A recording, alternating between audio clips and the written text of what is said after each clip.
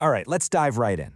We're talking about one of the most stable, rock-solid economic partnerships on the planet. One that took 100 years to build and was almost completely blown up by a single TV ad. Seriously, let's get into how this all happened. And it all kicks off with this pretty shocking statement from RBC Economics. I mean, they're not mincing words here. This isn't just some minor trade dispute, a little back and forth. No, they're calling this a once-in-a-century economic shock. That's a huge deal, and it's all happening right now, right on our doorstep. So that really brings us to the core questions, right? How on earth did a TV commercial push two of the closest allies in the world into a full-blown trade war? And maybe more importantly, what happens now? That's what we're going to unpack. We'll look at the ad that started it all, get into the real-world costs, and see if there's any way out of this mess. Okay, so first things first. To really get a grip on just how big a deal this is, we've got to take a step back and look at the history. Because what's happening right now, well, economists are seeing echoes of things they haven't seen in generations. And this chart really tells the story. Just look at that huge spike on the far right. We're talking about the average U.S. tariff rate jumping from around 3% to almost 11%. I mean, you have to go all the way back to the 1940s to see numbers like that. This isn't just a tweak, it's a massive U-turn on decades and decades of free trade policy. And that last time tariffs shot up this dramatically? Yeah, that was during the Great Depression, with something called the Smoot-Hawley tariffs. It's infamous, really. A lot of historians and economists blame those tariffs for taking a bad recession and turning it into a total global catastrophe. So you can see why this historical echo has everyone so nervous. So, the big question is, how did we get to this point? What was the actual trigger? Well, it wasn't some complex economic report or a tense meeting between leaders. Nope. It was a 60-second TV ad that ran during the World Series. You can't make this stuff up. So here's what happened. The government of Ontario put together this ad, and what they did was pretty clever and pretty bold. They took an old speech from President Ronald Reagan and basically used his own words against the current administration. They were using Reagan's arguments for free trade to push back on this new wave of American protectionism. It was a really direct shot, and, well, it was definitely provocative. And the reaction from the White House? It was immediate, and it was intense. President Trump came out and publicly blasted the ad, called it fake, and that was it. Trade talks were off. A whole new set of tariffs on Canadian goods were announced. Just like that, because of that one ad, this whole thing exploded from a simmering dispute into an all-out trade war. All right, so that's the political drama. But what does it actually mean for people's wallets and jobs? Let's get into the real economic fallout, because the numbers, well, they're pretty grim for everyone involved, on both sides of the border. Let's start with jobs. A report from Oxford Economics paints a really stark picture.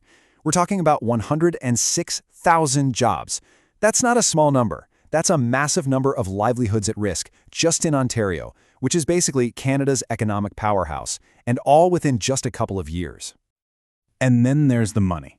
A $21 billion hit to Ontario's GDP. To give you some context for that, that's a 1.7% contraction. For an economy, that's a huge blow. It's the kind of thing that can absolutely tip you into a recession. And this chart right here, it just shows you how much of this pain is focused on Ontario. I mean, look at that. The province is so deeply tied to the U.S. economy that it's expected to take almost half of the entire economic hit for all of Canada. That's just incredible. But look, this isn't just a Canadian problem. The pain definitely spreads south. The U.S. Chamber of Commerce has been sounding the alarm on this. American businesses, American families, they're the ones who end up paying for this through higher prices on, well, pretty much everything. And we've seen this play out before. Remember those retaliatory tariffs? They cost Kentucky's bourbon industry almost $600 million in exports. For small business owners everywhere, it's a terrible choice. Hike your prices and maybe lose customers, or eat the cost and risk shutting down. So with a crisis this big, you'd think Canada would have a single, unified game plan, right? Well, not exactly. This whole situation has actually revealed some pretty deep cracks in how different parts of the country think they should handle it. On one hand, you've got the federal government in Ottawa. Their message is pretty clear. Hey, we've got this. Trade negotiations are our job. So their strategy is all about diplomacy, trying to cool things down and get everyone back to the negotiating table. But then you look out west, and it's a totally different story. The province of British Columbia, they've been getting hammered by U.S. tariffs on their lumber for a while now. So they're actually launching their own ad campaign. Their take is basically, look, talking isn't working, It's time to stand up to a bully and fight back. And this really gets at the heart of it. It's more than just a trade war. It's a fundamental clash of styles. You had Prime Minister Carney's team in Asia, pitching Canada as this super stable, reliable partner who plays by the rules. At the same time, you had President Trump, also in Asia, projecting this image of pure transactional power, cutting deals and getting this huge welcome. It just perfectly illustrates two leaders with two completely different playbooks on how to do business on the world stage. So, where does this all go from here? What's the endgame? Are we headed for a massive recession, or are there still ways to pull back from the brink and avoid a total economic train wreck? Well, RBC Economics basically lays out two possible paths. It's like a fork in the road. On one path, if these tariffs stick around for, say, 3 to 6 months, the risk of a really bad recession goes way up. But on the other path, there are things that could help soften the blow, like a weaker Canadian dollar making exports cheaper or the government stepping in with the right kind of support. So what happens over the next few months is going to be absolutely critical. So what about solutions? Oxford Economics actually modeled one possible way out of this. They proposed a big stimulus package for Ontario, but a really smart one. It's focused on things that create jobs right now and have long-term benefits, like building up local infrastructure and creating more social housing. And the results could be huge. Just look at this. Their model shows a stimulus like that could cut the hit to GDP by almost 30%.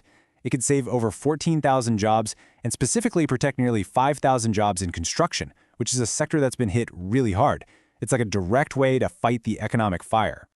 And all of this leaves us with one massive question, doesn't it? We're living through this huge shift in how the world does trade. Is this 100-year-old partnership between the US and Canada permanently broken? Or will the incredible economic pressure, the sheer cost of all this, force both sides to figure out a new way forward? The answer to that question is really going to shape the entire North American economy for a long, long time.